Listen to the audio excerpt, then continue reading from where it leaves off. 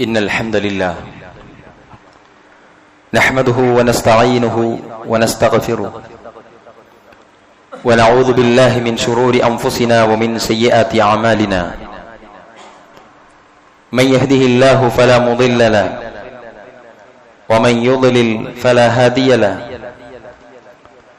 وأشهد أن لا إله إلا الله وحده لا شريك له وأشهد أن محمدا عبده ورسوله أرسله بالهدى ودين الحق ليظهره على الدين كله ولو كره المشركون اللهم صل على محمد وعلى آل محمد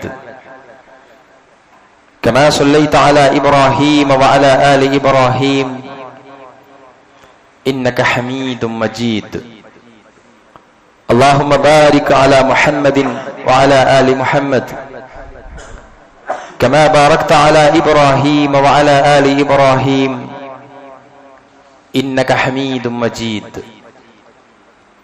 بسم الله الرحمن الرحيم يا أيها الذين آمنوا اتقوا الله حق تقاته ولا تموتن إلا وأنتم مسلمون يا أيها الذين آمنوا اتقوا الله وقولوا قولا سديدا يصلح لكم أعمالكم ويغفر لكم ذنوبكم ومن يطع الله ورسوله فقد فاز فوزا عظيما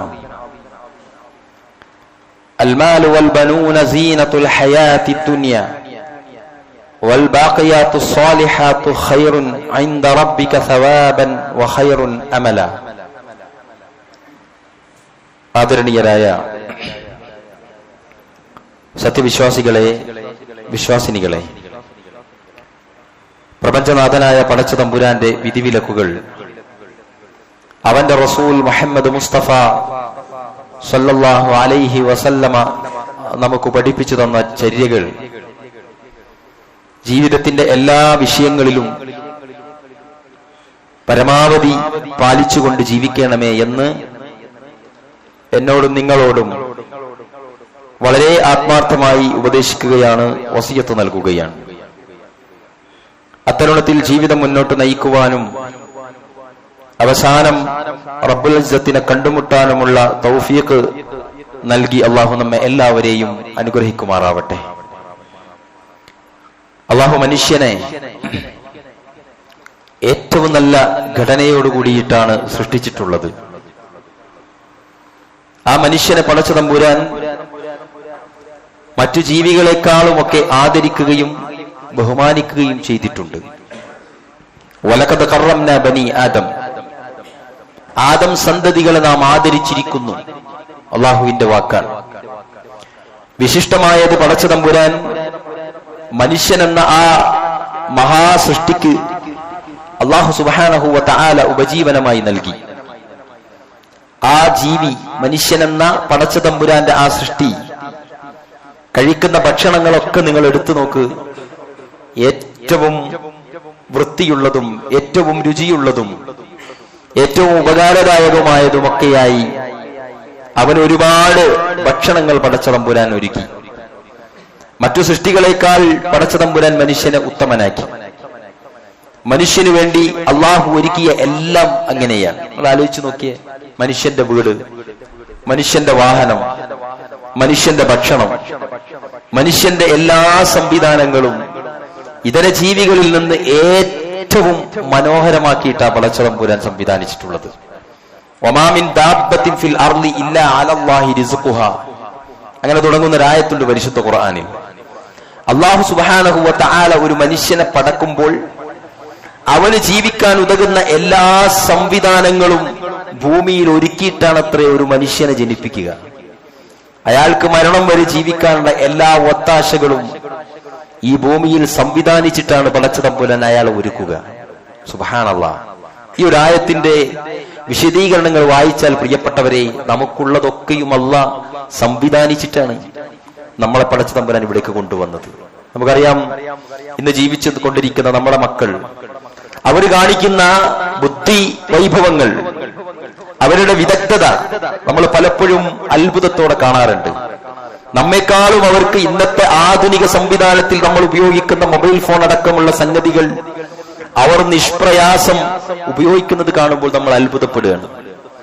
അവർക്കനുസരിച്ച് ആ കാലഘട്ടത്തിലേക്ക് അല്ലാഹു അവരെ അത്തരുണത്തിൽ ജീവിപ്പിച്ചു. ആ ആളുകൾക്കുള്ളത് പടച്ച തമ്പുരാൻ അവിടെ ഒരുക്കി. അത് അവർക്ക് അനായാസം കൈകാര്യം ചെയ്യാനുള്ള ശക്തിയും അതേപോലെ വൈദഗ്ധ്യവും പടച്ച തമ്പുരാൻ അവർക്ക് നൽകി എന്നതൊക്കെ സവിശേഷമായി നമുക്ക് കാണാവുന്നതാണ്. സൃഷ്ടികൾ പടച്ച തമ്പുരാനുമായുള്ള ബന്ധം നന്നാക്കാനും സൃഷ്ടികൾ പരസ്പരമുള്ള ബന്ധം നന്നാക്കാനും ഇസ്ലാമിൽ പ്രിയപ്പെട്ടവരെ ഒരുപാട് നിയമങ്ങളുണ്ട്. വനസ്സൽനാ അലൈക്കൽ കിതാബ തിബിയാനൻ ലികുല്ലി ശൈഇൻ വഹുദൻ വറഹ്മതൻ വബുശ്റാ ലിൽ മുസ്ലിമീൻ. സൂറത്തുൻ നഹ്ലിൽ അല്ലാഹു പറയാണ്, അല്ലാഹു സുബ്ഹാനഹു വ തആല മാർഗദർശനവും കാരുണ്യവും സന്തോഷവാർത്തയുമായിക്കൊണ്ട് വേദഗ്രന്ഥം അവതരിപ്പിച്ചു. അല്ലാഹു മതത്തിൽ അതിർവരമ്പുകൾ നിശ്ചയിച്ചു. ഇസ്ലാമിലേക്ക് വരിക എന്നത് നിർബന്ധമുള്ള കാര്യമല്ല. ലാ ഇക്റാഹ ഫിദ്ദീൻ, മതത്തിൽ ബലാത്കാരമില്ല.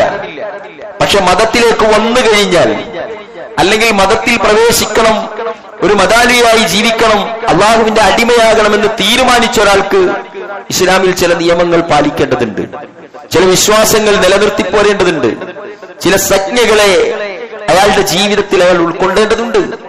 ആരും ഇസ്ലാമിലേക്ക് കടന്നു വരണമെന്നുള്ള ഒരു നിർബന്ധവും എവിടെയുമില്ല. പക്ഷെ അള്ളാഹുവിന്റെ മാർഗദർശനം എല്ലാ ആളുകൾക്കും എത്തിക്കുക എന്ന സതുദ്ദേശത്തോടു കൂടിയുള്ള പ്രവർത്തനം എല്ലാവരുടെയും ബാധ്യതയാണ്. എന്നാൽ ഇതിലേക്ക് കടന്നു വരിക എന്നത് ഒരു നിർബന്ധവുമല്ല. എല്ലാ ആളുകൾക്കും പടച്ച തമ്പുരാൻ ഹിദായത്ത് കൊടുക്കണമെന്നുമില്ല. നാളെ നരകത്തിൽ കത്തുന്ന വിറകുകൾ ഏതൊക്കെയാണെന്ന് പടച്ച തമ്പുരാൻ പറഞ്ഞിട്ടുള്ളതാണ്. കല്ലുകളും മനുഷ്യരുമായിരിക്കും അവിടുത്തെ വിറകുകൾ എന്ന് പറഞ്ഞാൽ എല്ലാ മനുഷ്യരെയും പടച്ച തമ്പുരാൻ അവന്റെ കാരുണ്യത്താൽ വളർത്തിക്കൊണ്ടുവരുന്നു. അവനെ തിരിച്ചറിയുന്ന ആളുകൾക്ക് പടച്ച തമ്പുരാൻ അവന്റെ സ്വർഗീയാരാമത്തിൽ സുഖലോലവതയുടെ സന്തോഷത്തിന്റെ ആ ഒരു അവസരം അവർക്ക് നൽകി അവരെ അനുമോദിക്കുന്നു. പ്രിയപ്പെട്ടവരെ, അള്ളാഹുവിന്റെ മതത്തിൽ അതിർവരമ്പുകളുണ്ട്. ആ അതിർവരമ്പുകൾ തെറ്റിക്കാത്ത രീതിയിൽ നമ്മളുടെ എല്ലാ ആവശ്യങ്ങളും പൂർത്തീകരിക്കാൻ അള്ളാഹു അനുവദിക്കുന്നുമുണ്ട്.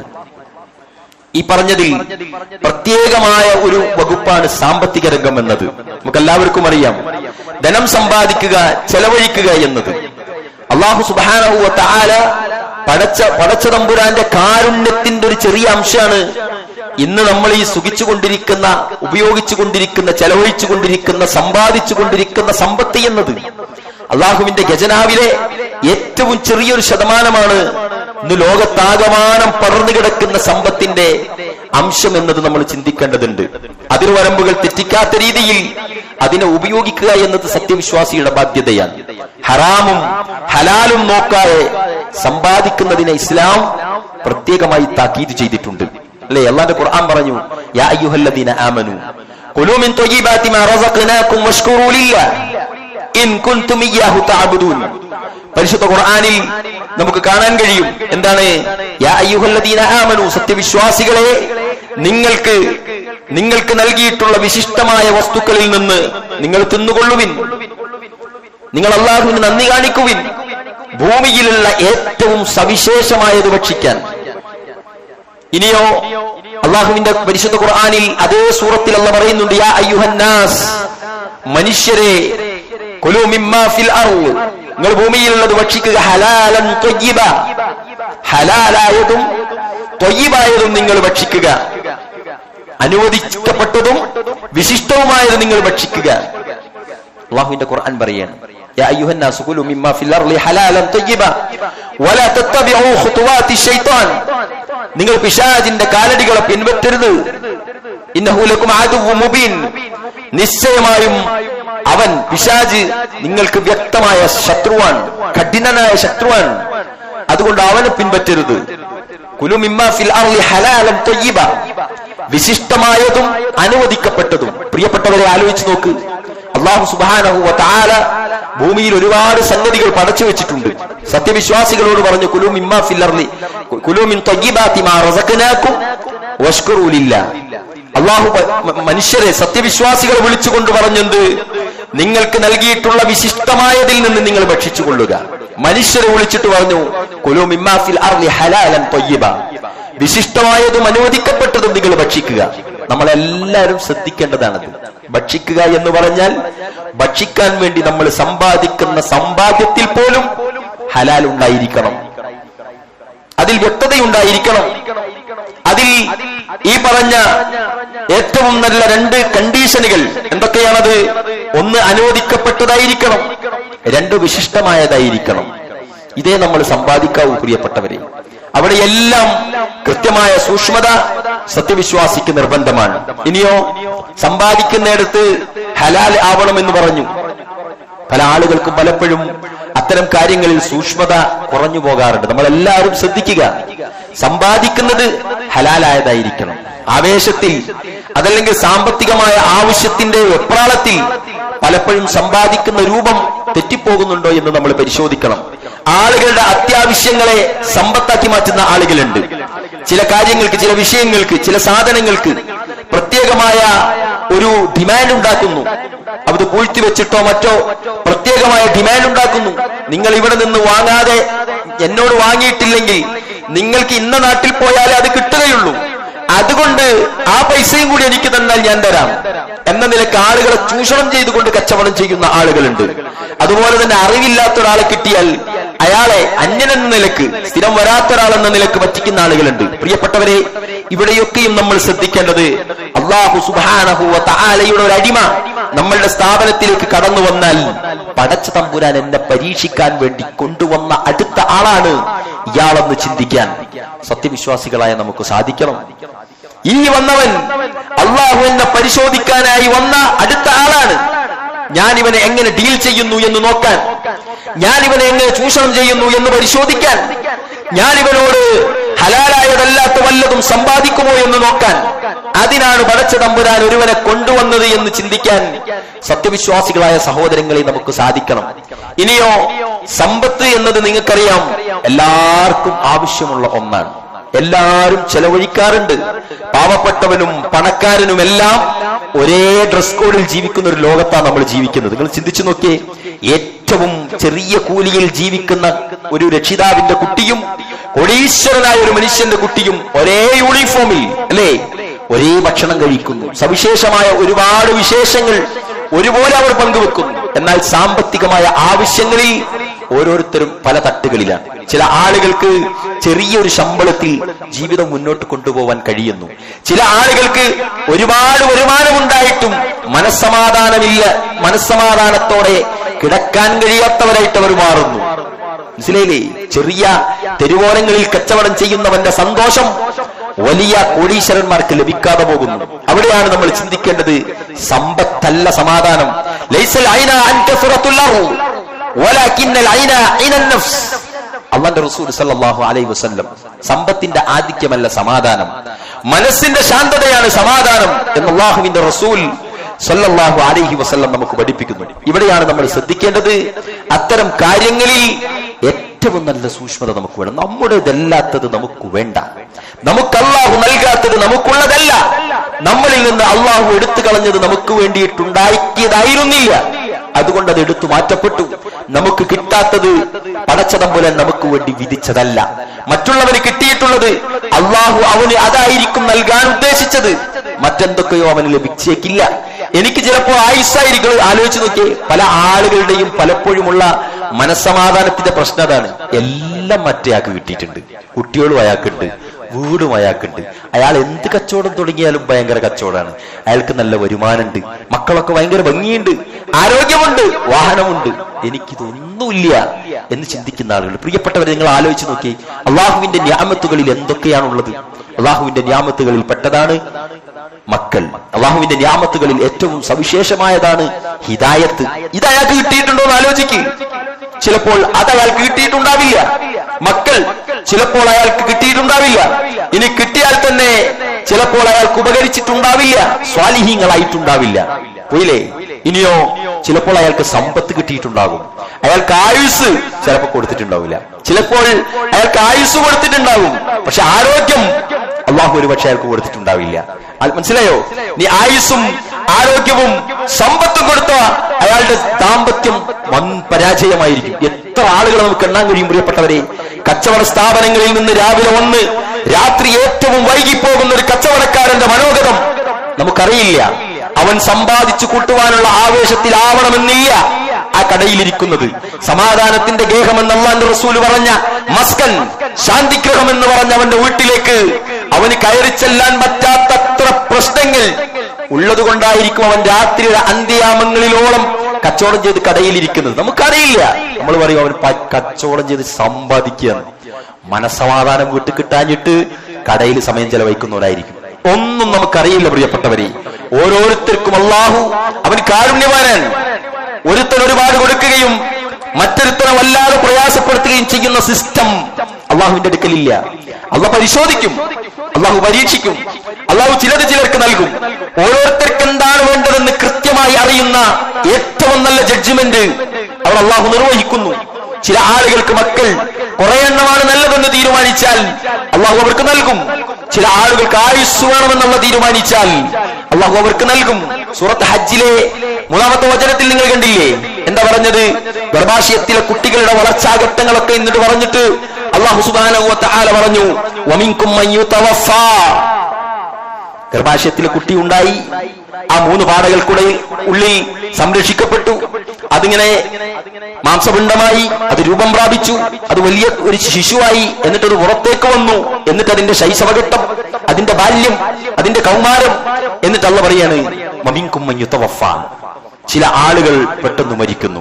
വമിൻകും മൻ യുറദ്ദു ഇലാ അർദലിൽ ഉമർ ലികൈ ലാ യഅലമ മിൻ ബഅദി ഇൽമിൻ ശൈആ.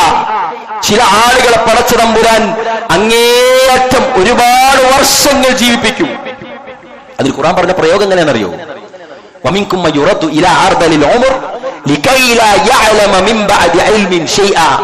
അയാൾ നല്ല അഗ്രേശ്വരനായിരുന്നു, സംസാരത്തിന് നല്ല പ്രാവീണ്യമുള്ളവനായിരുന്നു, നല്ലോണം സംസാരിക്കുന്ന ബുദ്ധിജീവിയായ മനുഷ്യനെ അയാൾ പറയുന്നത് അയാൾക്കും മറ്റൊരാൾക്കും തിരിയാത്തത്ര അത്തും വിത്തും നമ്മൾ പറയാറുണ്ട്. അങ്ങനെ വയസ്സനാക്കുന്നു. ചില ആളുകൾക്ക് അള്ളാഹു ദീർഘിപ്പിച്ചു കൊടുക്കും ആയുസ്. മനസ്സിലായില്ലേ? ചില ആളുകൾ വേഗെടുത്ത് കളയും. ചില യുവാക്കളെ, ചില കുരുന്നുമക്കളെ, അല്ലേ, ചില കുടുംബങ്ങളുടെ അത്താണിയെ പടച്ച തമ്പുരാൻ എടുത്തു മാറ്റപ്പെടും. അള്ളാന്റെ പരീക്ഷണമായിരിക്കാം, അള്ളാന്റെ അദാബുകളായിരിക്കാം, എന്തുമാവാം. അല്ലാഹു സുബ്ഹാനഹു വ തആലയുടെ പ്രവാചകൻ മുഹമ്മദ് മുസ്തഫ സ്വല്ലല്ലാഹു അലൈഹി വസല്ലം സത്യവിശ്വാസിക്ക് കൃത്യമായി അത് അടയാളപ്പെടുത്തി കൊടുത്തു. അതുകൊണ്ട് പ്രിയപ്പെട്ടവരെ, സമ്പത്തുള്ള ആളുകളെ കാണുമ്പോൾ ചില ആളുകൾക്ക് വെറുപ്പാണ്, പറ്റൂല. സമ്പത്ത് അയാൾക്ക് നൽകിയിട്ടുണ്ട് അല്ലാഹു. ആ സമ്പത്തുള്ള മനുഷ്യൻ ആ സമ്പാദ്യം അല്ലാഹുവിന്റെ മാർഗത്തിൽ ചെലവഴിക്കാനുള്ള ഏതെങ്കിലും ഒരു വഴി പരിഗണിക്കാതെയാണ് കൊണ്ടുപോകുന്നതെങ്കിൽ അവന്റെ സമ്പാദ്യം കൊണ്ട് എനിക്ക് ഉപകരിക്കില്ല. നേരെ മറിച്ച് സമ്പത്ത് ഒരാൾക്ക് അല്ലാഹു നൽകിയാൽ, സമ്പാദ്യമുള്ളവർ ശ്രദ്ധിച്ചോളി, സമ്പത്ത് ഒരാൾക്ക് അല്ലാഹു നൽകിയാൽ അവന് സ്വർഗത്തിലെത്താനുള്ള ഏറ്റവും നല്ല സാധനം അല്ലാഹു കൈക്ക് കൊടുത്തിട്ടുള്ളത്. നിങ്ങൾക്കറിയോ? ഏറ്റവും നല്ല സാധനം സമ്പത്ത് മതിയാകും ഒരു സത്യവിശ്വാസിക്ക് സ്വർഗത്തിലേക്ക് കടന്നു ചെല്ലാൻ. അല്ലാഹുവിന്റെ റസൂൽ സല്ലല്ലാഹു അലൈഹി വസല്ലം പറഞ്ഞിട്ടുണ്ട്, സമ്പാദ്യമുള്ളവനേക്കാളും മുമ്പ് പാവപ്പെട്ടവർ സ്വർഗത്തിലേക്ക് കടന്നു പോകുമെന്ന് പറഞ്ഞു. സമ്പാദിച്ചിരുന്ന ചില സഹാബികളുണ്ട്, അബ്ദുറഹ്മാൻ ബിൻ ഔഫിനെ പോലെ, അബൂ തൽഹത്തുൽ അൻസാരിയെ പോലെ ചില സഹാബികൾ ആകെ ബേജാറായി. അല്ലാഹുവിന്റെ റസൂലേ, ഞങ്ങൾ സമ്പന്നരായ ഞങ്ങൾക്ക് സ്വർഗത്തിലേക്ക് എത്താൻ പ്രയാസമുണ്ടാകുമെന്നാണോ? റസൂൽ പറഞ്ഞു, പേടിക്കണ്ട, നിങ്ങൾ പേടിക്കണ്ട. അള്ളാഹുവിന്റെ മാർഗത്തിൽ സമ്പാദ്യമുള്ളവൻ അവന്റെ സമ്പാദ്യം അള്ളാഹുവിന്റെ മാർഗത്തിൽ അമലെടുക്കാൻ, അമൽ ചെയ്യാൻ, ചെലവഴിക്കാൻ തീരുമാനിച്ചിറങ്ങിയ ഒരു സമ്പന്നനെ സംബന്ധിച്ചിടത്തോളം അവനും ബേജാറാവേണ്ടതില്ല. സുബ്ഹാനല്ലാഹ്. മനസ്സിലായില്ലേ? ഞാൻ ആത്മാർത്ഥമായിട്ടൊരു ഉദാഹരണം പറയാം. പലപ്പോഴും പല സമ്പന്നരായ ആളുകളും ഉംറയോ ഹജ്ജോ ചെയ്യാത്തവരായിരിക്കും. പലപ്പോഴും സമ്പാദ്യമില്ലാത്ത ആളുകൾ അത് നിർവഹിച്ചവരായിരിക്കും. തൗഫീഖാണ്. ചില പാവപ്പെട്ടവന്റെ വീട്ടിലെ കല്യാണപ്പുരകളിൽ കല്യാണത്തിന് വന്ന എല്ലാ ആളുകൾക്കും ഭക്ഷണം കിട്ടും. ചില പണക്കാരുടെ കല്യാണത്തിന് പോയാൽ അവിടെ ഭക്ഷണം തികയാത്ത അവസ്ഥ ഉണ്ടാവും. തൗഫീഖാണ്. മനസ്സിലായില്ലേ? ചില ആളുകൾക്ക് വലിയ സമ്പാദ്യം ഹോസ്പിറ്റലിൽ കൊടുക്കേണ്ടി വരും രോഗം മാറാൻ. ചില ആളുകൾക്ക് വളരെ തുച്ഛമായ ചെലവിൽ അല്ലെങ്കിൽ ചെലവില്ലാതെ പെട്ടെന്ന് അത് ശിഫ കൊടുക്കും. പണമുള്ളത് കൊണ്ട് വേഗത്തിൽ ശിഫ അതില്ല. കോടീശ്വരനായ ഒരു മനുഷ്യൻ, ഒരു മുസ്ലിമായ സഹോദരൻ പറഞ്ഞില്ലേ, തന്റെ മാതാപിതാക്കൾ ആക്സിഡന്റിൽ പെടുകയും മരിക്കുകയും ചെയ്തപ്പോൾ അദ്ദേഹം പറഞ്ഞു, വാർത്താ സമ്മേളനത്തിൽ മൈക്കിന്റെ മുന്നിൽ അദ്ദേഹം പറഞ്ഞതെന്താ? സമ്പത്ത് കൊണ്ട് ഒരാളെ രക്ഷപ്പെടുത്താൻ കഴിയുമെങ്കിൽ എന്റെ പിതാവിനെ ഞാൻ രക്ഷപ്പെടുത്തുമായിരുന്നു എന്ന കോടീശ്വരൻ വിലപിക്കുമ്പോൾ വലിയൊരു മെസ്സേജാണത്. സമ്പത്ത് കൊണ്ടത് കിട്ടണമെന്നില്ല. എന്നാൽ സമ്പത്ത് വേണ്ട, അത് വലിയ സാധനമല്ല എന്നൊന്നും പേടിക്കരുത്. സമ്പാദ്യം വേണം, ഇൻവെസ്റ്റ്മെന്റുകൾ വേണം, പണം കരുതി വെക്കണം, കരുതൽ വേണം, കണക്ക് വേണം, സക്കാത്ത് വേണം. ആളുകൾ തന്റെ അടുക്കൽ വരുന്നതിന്റെ മുമ്പ് അവർ സഹായിക്കണമെന്നുള്ള മനസ്സ് വേണം. സമ്പാദിക്കുന്നത് പലപ്പോഴും എനിക്ക് സമ്പാദ്യം വേണം പടച്ചോനെ, എനിക്ക് ഇന്ന മാളികകൾ കെട്ടാൻ, ഇന്ന വാഹനങ്ങൾ വാങ്ങാൻ എന്നല്ല ചിന്തിക്കേണ്ടത്. അല്ലാഹുവേ എനിക്ക് സമ്പാദ്യം തരണം, ആ സമ്പത്ത് കൊണ്ട് നിന്റെ മാർഗത്തിൽ വല്ലതും ചെയ്യാൻ. നിങ്ങൾക്കറിയുമോ, കോടീശ്വരന്മാരായ പണക്കാരായ സഹാബികൾ ഉണ്ടായിരുന്നു. പലപ്പോഴും ഇസ്ലാം സ്വീകരിച്ചതിന്റെ പേരിൽ അത് നഷ്ടപ്പെട്ട് കുടുംബക്കാർ പിടിച്ചു വെച്ചവരുണ്ടായിരുന്നു. നിങ്ങൾക്കറിയാം, റസൂലുള്ളാഹിന്റെ സ്വല്ലല്ലാഹു അലൈഹി വസല്ലം മദീനത്തെ പള്ളിയിൽ സഹാബാക്കളൊപ്പം ഇരിക്കുമ്പോൾ ഒരു സഹാബി കടന്നു വരുന്നുണ്ട്. പ്രവാചകൻ തലയുയർത്തി നോക്കുമ്പോൾ ഒരു മനുഷ്യൻ അബ്ദുള്ള, അള്ളാന്റെ റസൂലിന്റെ കണ്ണുകൾ നനഞ്ഞു. പ്രവാചകൻ പറഞ്ഞു, അതെ, അള്ളാഹുവിന്റെ നാമധേയം, അള്ളാഹുവിന്റെ മാർഗത്തിൽ ഇസ്ലാമിലേക്ക് കടന്നു വന്നതിന്റെ പേരിൽ പണക്കാരനായ ഒരു മനുഷ്യനായിരുന്നു. പക്ഷേ വീട്ടുകാർ വീട്ടുതടങ്കലിലിട്ട് അദ്ദേഹത്തിന്റെ സ്വത്തെല്ലാം പിടിച്ചുവെച്ച് പുറത്തേക്ക് വിട്ടു ഒന്നും കൊടുക്കാതെ ഇന്ന് അദ്ദേഹം 2 കീറമുണ്ടുകളുടെ ഉടമയാണ്. 2 കഷ്ണം തുണി മാത്രം സമ്പാദ്യം. സുബ്ഹാനല്ലാഹ്, പണക്കാരനായ ഒരു സഹാബി ഇസ്ലാം സ്വീകരിച്ചതിന്റെ പേരിൽ കുടുംബക്കാർ ഒന്നും വിട്ടുകൊടുത്തില്ല. വെറും 2 കഷ്ണം തുണിയിൽ ജീവിച്ചു. 2 കീറമുണ്ടുകളുടെ ഉടമ എന്ന് അദ്ദേഹം വിളിക്കപ്പെട്ടു. മിസ്അബ് ഇബ്നു ഉമൈർ, അതേപോലെ തന്നെ മിസ്അബിന്റെ കഥ ഓർമ്മയില്ലേ, ചരിത്രം. ഇസ്ലാം സ്വീകരിച്ചു കോടീശ്വരൻ, വലിയ വലിയ വിലയേറിയ സുഗന്ധങ്ങൾ പൂശി ജീവിച്ച മനുഷ്യൻ, സഹാബി. അദ്ദേഹം പോയ വഴികളിൽ സ്ത്രീകളും കുട്ടികളും വന്നു നിൽക്കും ആ സുഗന്ധം ആസ്വദിക്കാൻ. സുമുഖനായ ആ സഹാബി മരണപ്പെട്ടു. ആ ചരിത്രം നമ്മൾ വായിച്ചിട്ടുണ്ടാകും. എന്താ ഉണ്ടായത്? തന്നെ കഫൻ പുടവയിൽ പൊതിയാൻ നോക്കിയപ്പോൾ അത് തികയാതെ വന്നു ആ തുണി. അങ്ങനെ അവിടെ കിടന്ന ചില ഇലകളൊക്കെ എടുത്തിട്ടാണ് അദ്ദേഹത്തിന്റെ ഒരു ഭാഗം മൂടി വെച്ചുകൊണ്ട് കഫൻ ചെയ്തത് എന്ന് സഹാബാക്കൾ അനസ് ഇബ്നു മാലിക് റളിയല്ലാഹു അൻഹുവിനെ പോലുള്ള ആളുകൾ ഉദ്ധരിക്കുമ്പോൾ കണ്ണീരാണ് നമുക്ക് വരേണ്ടത്. ഇനിയോ, സമ്പാദ്യം കൊണ്ട് വിജയിച്ചവരുണ്ട്.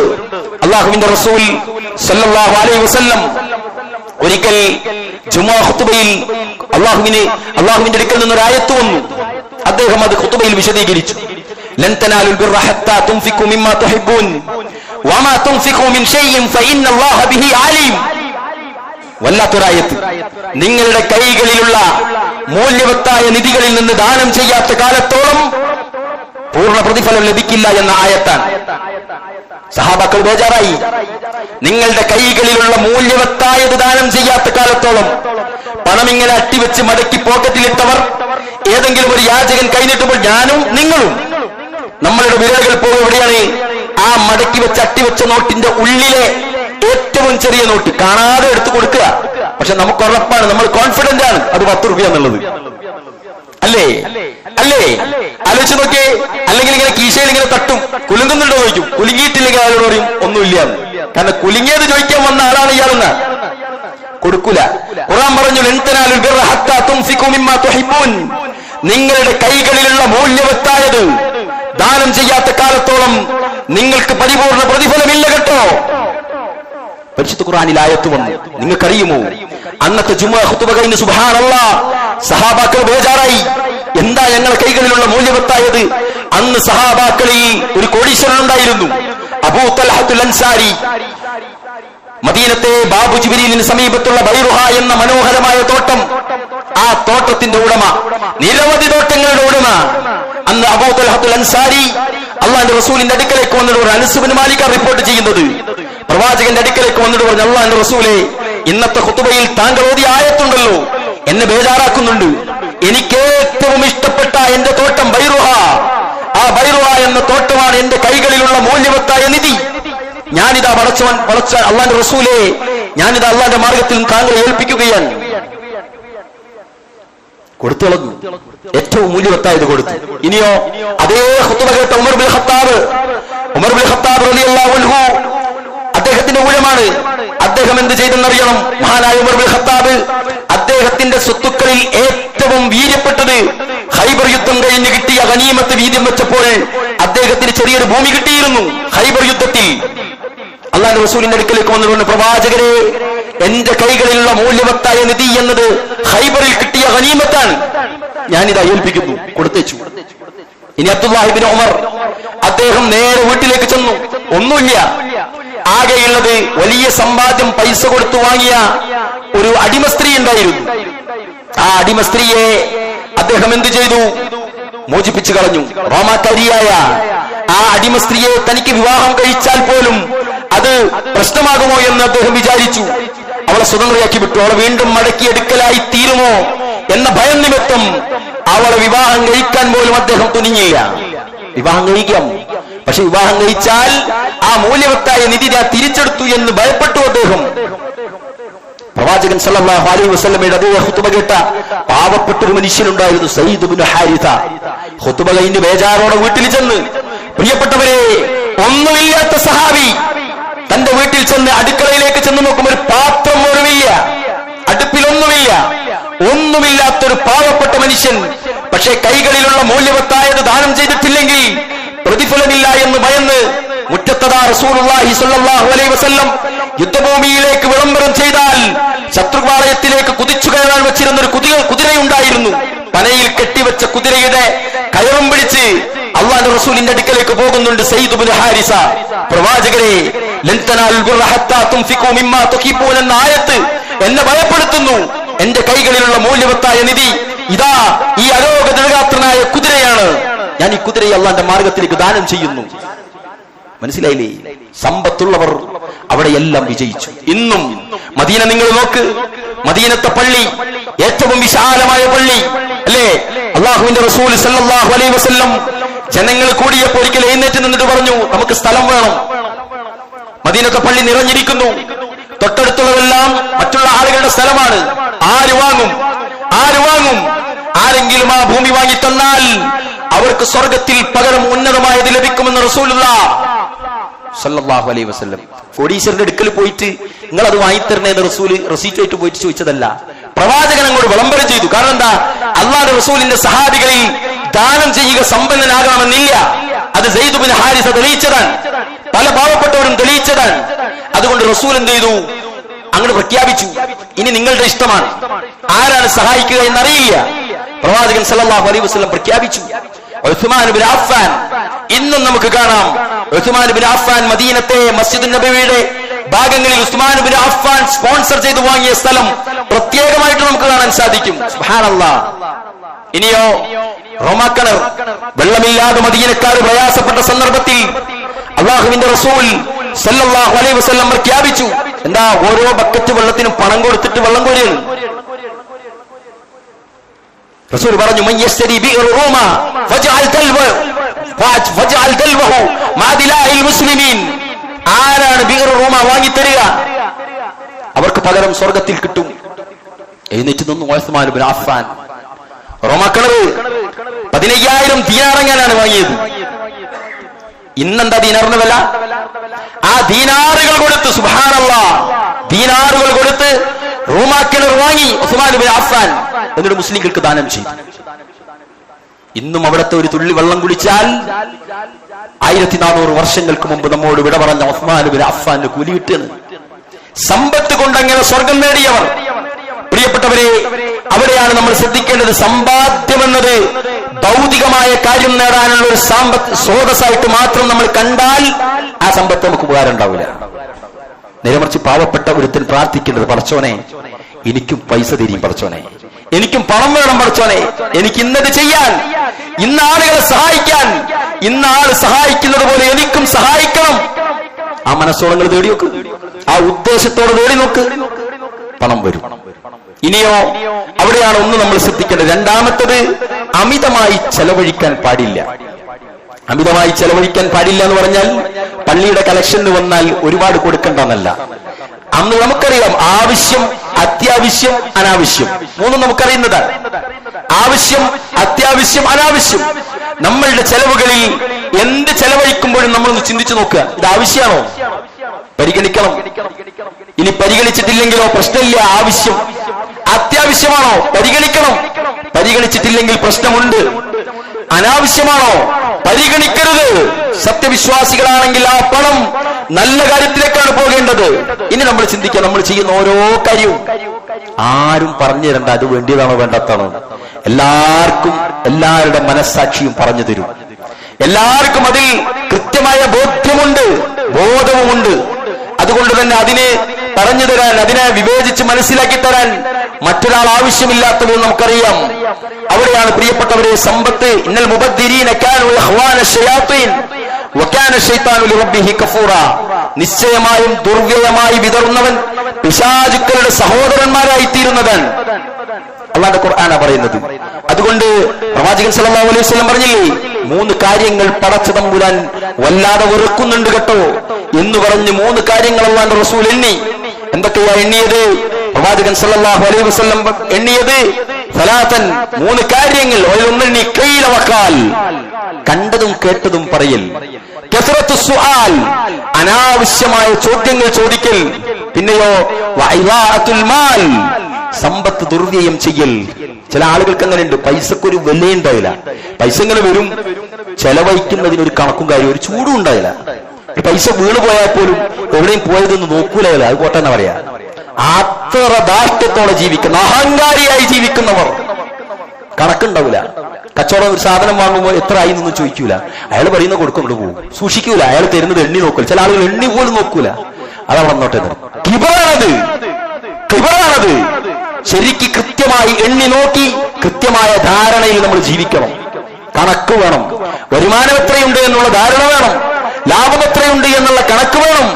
എന്നിട്ട് വേണം അതിലെ 2% നമ്മുടേതല്ല എന്ന് തീരുമാനിക്കാൻ. കൊടുക്കാൻ തീരുമാനിക്കാനല്ല, ആ 2 നമ്മുടേതല്ല, അതിന് വേറെ ആളല്ല മറച്ചിട്ടുണ്ട്. ഇനിയോ അതല്ലാത്ത ബാക്കി എല്ലാത്തിൽ നിന്നും എത്ര വേണമെങ്കിലും നമുക്ക് സ്വതക്ക ചെയ്യാം. സ്വതക്ക വേറെ, 2 വേറെ, സ്വതക്ക വേറെ എന്ന് ചെയ്യാൻ, അങ്ങനെയൊക്കെ ചെയ്യാൻ പ്രിയപ്പെട്ടവരെ നമുക്ക് കഴിയണം. ഇനി സമ്പത്ത് സമ്പാദിക്കൽ സത്യവിശ്വാസിയുടെ നല്ലൊരു കാര്യമാണ്, സമ്പാദിക്കുക എന്നുള്ളത്. പക്ഷെ എന്തിനു വേണ്ടി എന്നത് പരിശോധിക്കേണ്ടത് നമ്മൾ സൂക്ഷിച്ച് കൈകാര്യം ചെയ്യേണ്ട ഒന്നാണ്. അല്ലാഹു സുബ്ഹാനഹു വ തആല സമ്പത്ത് ഹലാലായ മാർഗത്തിൽ, അള്ളാഹുവിന് ഇഷ്ടപ്പെടുന്ന മാർഗത്തിൽ സമ്പാദിക്കുവാൻ, അതുപോലെ അള്ളാഹു പ്രതിഫലം തരുന്ന രൂപത്തിൽ ചെലവഴിക്കുവാൻ അള്ളാഹു നമുക്കെല്ലാവർക്കും തൗഫീഖ് നൽകി അനുഗ്രഹിക്കുമാറാവട്ടെ.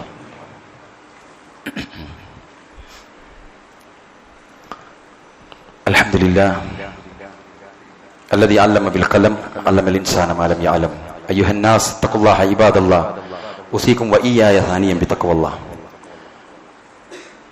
സാമ്പത്തികമായ രംഗങ്ങളിൽ കൃത്യമായ സൂക്ഷ്മത പുലർത്തി സമ്പാദിക്കാനും ചെലവഴിക്കാനും ശ്രദ്ധിക്കണമേ എന്ന് ഒരിക്കൽ കൂടി ഉണർത്തുന്നു.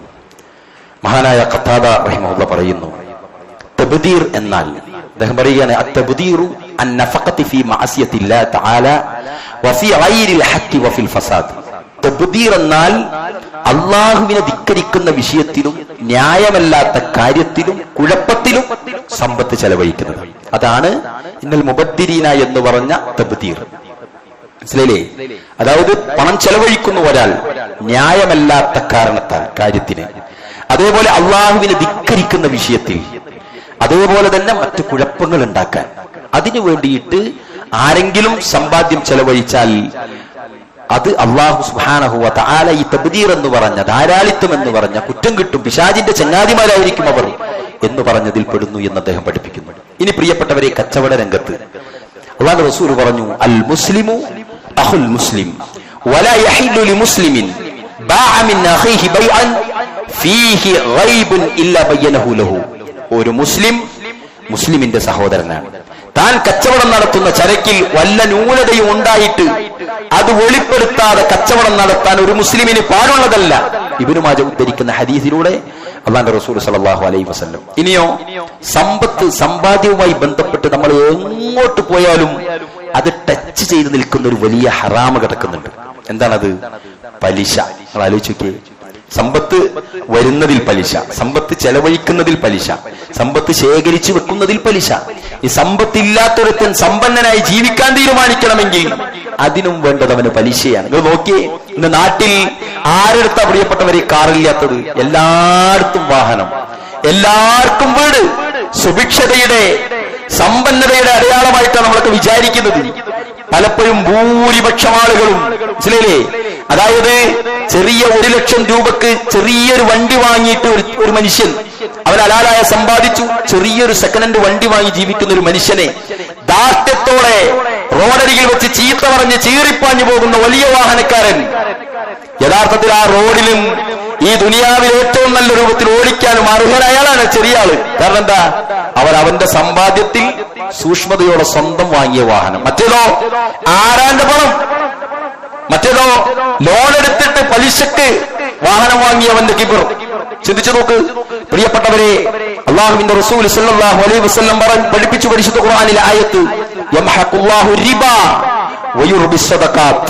യംഹഖുല്ലാഹു റിബ വയുർബിസ് സദഖാത്ത്. പലിശ നിങ്ങളെ തകർത്ത് കളയും, ഒരു സംശയവും വേണ്ട. വയുർബിസ് സദഖാത്ത്, സദഖാത്തുകൾ നിങ്ങളെ വളർത്തും. നിങ്ങൾ ശരിക്കും ആലോചിച്ചു നോക്ക്. റസൂലുള്ളാഹ് സത്യമിട്ട് പറഞ്ഞൊരു ഹദീസുണ്ട്, ഞാൻ അള്ളാഹുവാണ് സത്യം, ഞാൻ ഉറപ്പു തരാം, സമ്പത്ത് സ്വതക്ക ചെയ്തതിന്റെ പേരിൽ ഒരാളും തകർന്നു പോവില്ല എന്ന് റസൂൽ സല്ലല്ലാഹു അലൈഹി വസല്ലം സത്യട്ട് പറഞ്ഞതാ. പ്രവാചകൻ സത്യട്ട് പറഞ്ഞാൽ പിന്നെ എന്തിനാ പ്രിയപ്പെട്ടവരെ നമുക്ക് സംശയം?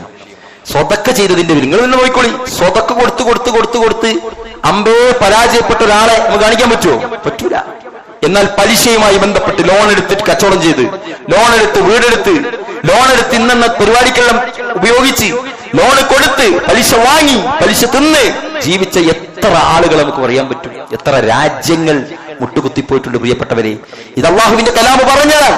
പരിശുദ്ധ ഖുർആൻ 1444 വർഷങ്ങൾക്ക് മുമ്പ് പ്രഖ്യാപിച്ചതാണ്. യംഹഖുല്ലാഹു റിബ, പലിശ നിങ്ങളെ തുടച്ചു നീക്കും, തകർക്കും. സദഖാത്തുകൾ നിങ്ങൾ വളർത്തുകയും ചെയ്യും.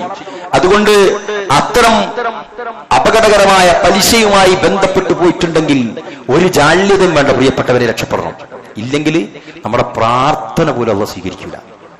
പല ആളുകൾക്കുള്ള പ്രശ്നത, ഞാൻ ഒരുപാട് കൊല്ലായി പ്രാർത്ഥിക്കുന്നു, നിസ്കരിക്കുന്നു, 5 നേരവും പ്രാർത്ഥിക്കുന്നു, പക്ഷെ നടക്കുന്നില്ല. നിങ്ങളൊന്ന് പ്രാർത്ഥിക്കണേന്ന് പറയും.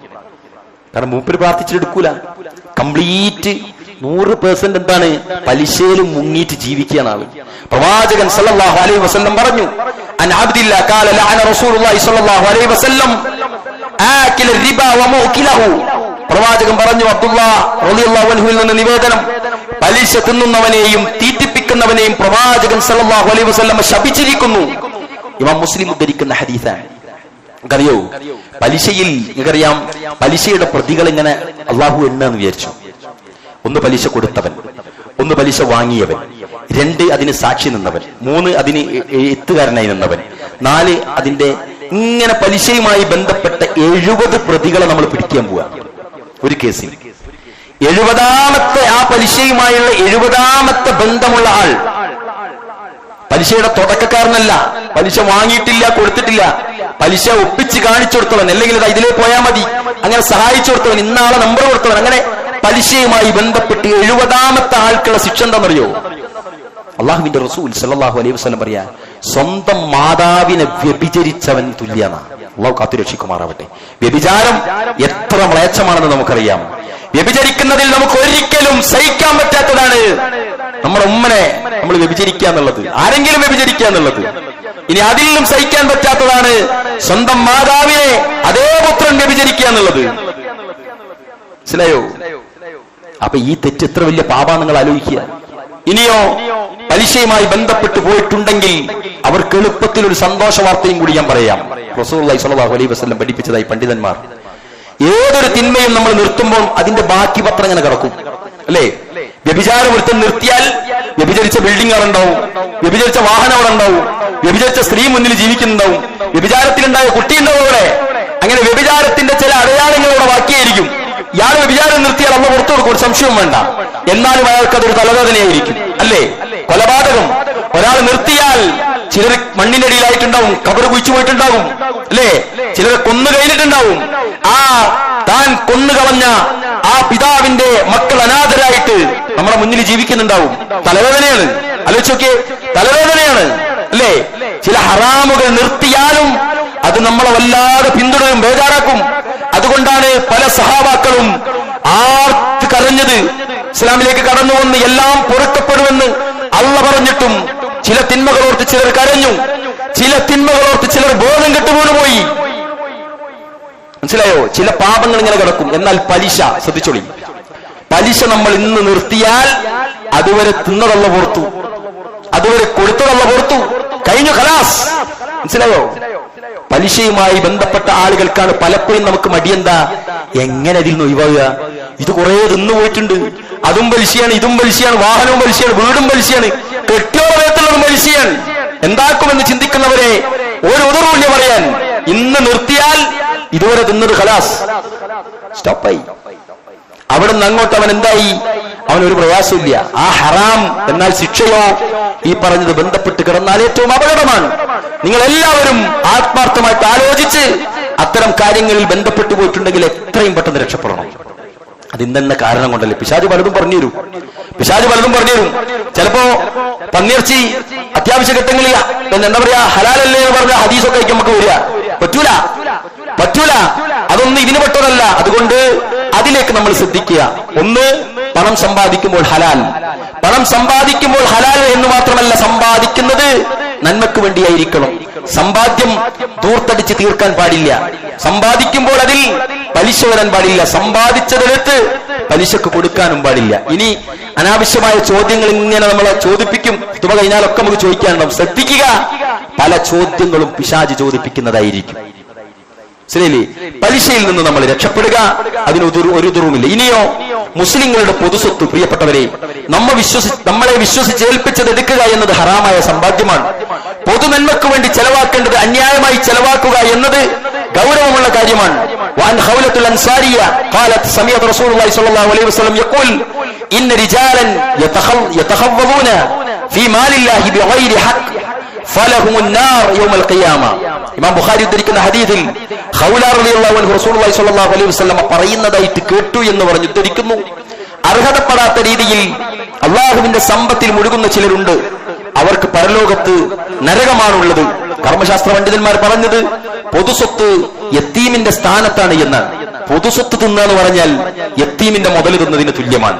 ഇനിയോ, അത് സംരക്ഷിക്കുന്ന കാര്യത്തിൽ, അത് എടുക്കുന്നതിന്റെ ഗൗരവത്തിന്റെ കാര്യത്തിൽ, അത് നന്മക്ക് വേണ്ടി മാത്രം ഉപയോഗപ്പെടുത്തേണ്ട താല്പര്യത്തിന്റെ കാര്യത്തിൽ എല്ലാം പ്രിയപ്പെട്ടവരെ നമ്മൾ ഒരുപാട് സൂക്ഷിക്കേണ്ടതുണ്ട്. അവിടെയാണ് നമ്മൾ എല്ലാവരും ശ്രദ്ധിക്കേണ്ടത്. ഇത്തരം ഫണ്ടുകളൊക്കെ പലപ്പോഴും നമ്മുടെ കയ്യിലേക്ക് വരും. ഏതെങ്കിലും കമ്മിറ്റിയുടെ ട്രഷററായിരിക്കും, ഏതെങ്കിലും ഫണ്ടുകൾ നമ്മുടെ കയ്യിലേക്ക് സൂക്ഷിക്കാനെത്തും. അവിടെയൊക്കെയും ശ്രദ്ധിക്കുക. പൊതുസ്വത്തല്ലേ, അഡ്രസ് ഉണ്ടാവില്ല. പലരും കൂടി വന്നിട്ട മാസമായിട്ട് വന്ന ഫണ്ടുകളൊക്കെ ആയിരിക്കും. അങ്ങനെ ഫണ്ട് റൈസ് ചെയ്യാറുണ്ട് നമ്മൾ. അതിൽ ഒരു രൂപ പോലും അല്ലെ പൊതുസ്വത്ത് എന്ന് പറഞ്ഞാൽ നമ്മളതും കൂടിയാണ് നമുക്ക് തോന്നുക. ഒരിക്കലും പറ്റൂല. അനാഥരുടെ സ്വത്ത് പോലെ ഭയപ്പെടണമെന്ന് റസൂലുള്ളാഹി സ്വല്ലല്ലാഹു അലൈഹി വസല്ലം പഠിപ്പിച്ചു. ഇനിയോ, നാം റസൂലുള്ളാഹി സ്വല്ലല്ലാഹു അലൈഹി വസല്ലം പറയാ, നാം ഒരാളെ ഒരു ജോലി ഏൽപ്പിച്ചു, അയാൾ ഒരു സൂചിയോ അതിന് മുകളിലുള്ളതോ നമ്മിൽ നിന്നും മറച്ചു വെച്ചു എങ്കിൽ അത് വഞ്ചനയാണ്. അയാൾ അതുമായിട്ട് പരലോകത്ത് വരുമെന്നാണ് അള്ളാഹുവിന്റെ റസൂൽ സല്ലല്ലാഹു അലൈഹി വസല്ലം പഠിപ്പിക്കുന്നത്. അതുകൊണ്ട് ഏതൊരു വസ്തുവും ആരെങ്കിലും വഞ്ചിച്ചുകൊണ്ട് സ്വന്തമാക്കിയാൽ അതുമായിട്ട് അവൻ പരലോകത്ത് വരുമെന്നാണ് റസൂലുള്ളാഹി സ്വല്ലല്ലാഹു അലൈഹി വസല്ലം. ഇത്തരമൊരു വിഷയം ക്ലാസ് എടുത്ത സമയത്താണ് ഒരു ചെരുപ്പം എടുത്തൊരാൾ വന്നത്. അള്ളാന്റെ റസൂലെ, ഈ ചെരുപ്പ് ഇങ്ങനെ കിട്ടിയതൊന്നായിരുന്നു, ഇതാ റസൂലെ ഞാൻ ഉപേക്ഷിച്ചിരിക്കുന്നു. സഹാബത്ത് ബേജാറായി പോയി. പ്രിയപ്പെട്ടവരെ, ആലോചിക്കുക. നമ്മളെല്ലാവരും വീട്ടിൽ കിടക്കുന്ന ഓരോ വസ്തുവും നമ്മുടെ 3 തരത്തിൽ നമുക്ക് സ്വീകരിക്കാം.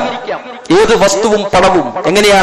1 അധ്വാനിച്ച് ശമ്പളമായിട്ട് വാങ്ങാം, 2 സമ്മാനമായിട്ട് വാങ്ങാം, 3 സ്വതക്കയായിട്ടും സകാത്തായിട്ടും വാങ്ങാം. ഇത് 3മല്ലാത്ത രൂപത്തിൽ വന്നിട്ടുണ്ടോ എന്ന് നോക്ക്. അപ്പുറത്തെ മരാണ്, എന്റെ മുറ്റത്താട് വീഴല്, പറ്റൂല. അയാളോട് അനുവാദം വാങ്ങിയിട്ടല്ലാതെ. മനസ്സിലായില്ലേ? നമ്മുടെ കൈകളിലുള്ള, വീട്ടിലുള്ള നമ്മുടെ കുട്ടികൾ കളിക്കുന്ന കളിപ്പാട്ടങ്ങളിൽ പോലും അയൽവാസിയുടെ കുട്ടിയുടെ കളിപ്പാട്ടമുണ്ടെങ്കിൽ അത് കളിപ്പാട്ടമല്ലേ എന്ന് വിചാരിക്കരുത്. അതുകൊണ്ട് പല സഹാബികളും സുബഹി നമസ്കാരാനന്തരം ഇറങ്ങി ഓടുന്നു. പുലരും വരെ കാത്തിരിക്കാതെ അവർ ഇറങ്ങി ഓടുന്നു. എന്തിന്? മുറ്റത്തിങ്ങനെ വീഴാൻ സാധ്യതയുണ്ട്, അതിന്റെ കുട്ടി എടുത്ത് തിന്നു കളയുമെന്ന് പേടിച്ചിട്ട് ഓടിയ സഹാബാക്കൾ. അതുകൊണ്ട് പ്രിയപ്പെട്ടവർ, നമ്മുടെ മക്കൾ തിന്നുന്ന സാധനം അതെന്തായാലും ഒരു കല്യാണ വീട്ടിൽ പോയാൽ പോലും, ഒരു സൽക്കാരമേശയ്ക്ക് ചുറ്റും ഇരുന്നാൽ പോലും അനർഹതയുള്ള ഒന്നും ഞാനെടുത്ത് തിന്നില്ല എന്ന് ചിന്തിക്കാൻ നമുക്ക് കഴിയണം. ഒരു സമൂഹ നോമ്പുറക്കെ ഇരിക്കുമ്പോൾ പോലും ചിലപ്പോൾ എതിരാളിയുടെ മുന്നിലിരിക്കുന്ന സാധനമായിരിക്കും നമ്മുടെ ലക്ഷ്യം. അല്ലേ? ആലോചിച്ച് നോക്ക്. റസൂലുള്ളാഹി സ്വല്ലല്ലാഹു അലൈഹി വസല്ലമയുടെ സഹാബത്ത് ഉമ്മ നോട്ടമിട്ട ഭക്ഷണം എടുക്കാതെ ഭക്ഷിക്കാതെ എഴുന്നേറ്റ് പോയൊരു സഹാബി ഉണ്ടായിരുന്നു. നമുക്ക് ആലോചിക്കാൻ കഴിയണം. നമുക്ക് അർഹതയുള്ളത്. അവിടെ റസൂൽ പറഞ്ഞു, നിങ്ങളുടെ ഭാഗത്ത് നിന്ന് ഭക്ഷണം കഴിക്കും. ഏതൊരു വസ്തുവും തിന്നുമ്പോൾ ഒന്നുകിൽ അനുവാദം വാങ്ങണം, അയാളുടെ ഇഷ്ടത്തോടെ ആയിരിക്കണം, അല്ലെങ്കിലോ നമുക്ക് അർഹതപ്പെട്ടതായിരിക്കണം. ചില ആളുകളൊക്കെ അൺലിമിറ്റഡ് ആണ്. കല്യാണപ്പുരയിലൊക്കെ സജീവമായി സേവനം ചെയ്യുന്ന ആൾക്കാരൊക്കെ പിന്നിന്ന് ഇങ്ങനെ തിന്നും. അർഹത അനുവദിച്ചതൊക്കെ ആയിരിക്കും. പക്ഷെ തിന്നലിൽ നമ്മളൊരു മറ കാണുന്നു, മറ്റൊരാളും കാണരുത് എന്ന് വിചാരിക്കുന്നു, വേറൊരാൾ കാണുന്നത് ഇഷ്ടപ്പെടുന്നില്ല. നമുക്കൊരു മനസ്സിൽ ഒരു ചെറിയ കുത്തുണ്ട് എങ്കിൽ അത് തിന്മയാണെന്ന് റസൂലുള്ളാഹി സ്വല്ലല്ലാഹു അലൈഹി. ഏതൊരു തിന്മയും വിലയിരുത്തേണ്ടത് എങ്ങനെയാ? ചെയ്യുമ്പോൾ ബേജാറും മറ്റൊരാൾ അറിയരുത് എന്ന് വിചാരിക്കുന്ന ടൈപ്പിൽ സമ്പാദിക്കുന്നുണ്ടെങ്കിൽ, തിന്നുന്നുണ്ടെങ്കിൽ, പ്രിയപ്പെട്ടവരെ സൂക്ഷിക്കണം. നമ്മളെല്ലാവരും അറിയാതെ ഇങ്ങനെ കയറി വരും. അത് നമ്മെ തകർക്കും. അല്ലാഹു സുബ്ഹാനഹു വ തആല അതിനുള്ള സൂക്ഷ്മത നൽകി നമ്മെ സഹായിക്കുമാറാവട്ടെ. അല്ലാഹുമ്മ ഗഫിർ ലിൽ മുഅ്മിനീന വൽ മുഅ്മിനാത്ത് വൽ മുസ്ലിമീന വൽ മുസ്ലിമാത്ത് വൽ അഹ്യാഇ മിൻഹും വൽ അംവാത്ത് ഇന്നക മുജീബു ദഅവാതി യാ ഖാദിയൽ ഹാജാത്ത് റബ്ബനാ ഹബ് ലനാ മിൻ അസ്വാജിനാ വദുർരിയാതിനാ ഖുറത അയുനിൻ വജഅൽനാ ലിൽ മുത്തഖീന ഇമാമാ. അല്ലാഹുമ്മ അൻസുർനാ ലി ഇഖ്വാനിൽ മുസ്ലിമീന ഫീ കുല്ലി മകാൻ തവഫനാ മുസ്ലിമൻ വഅൽഹിഖ്നാ ബിസ്വാലിഹീൻ ആമീൻ ബിറഹ്മതിക യാ അർഹമർ റഹീമീൻ. വസല്ലല്ലാഹു വസല്ലമ വബാറക അലാ നബിയിനാ മുഹമ്മദ് വഅലാ ആലിഹി വസഹ്ബിഹി അജ്മഈൻ വൽഹംദുലില്ലാഹി റബ്ബിൽ ആലമീൻ.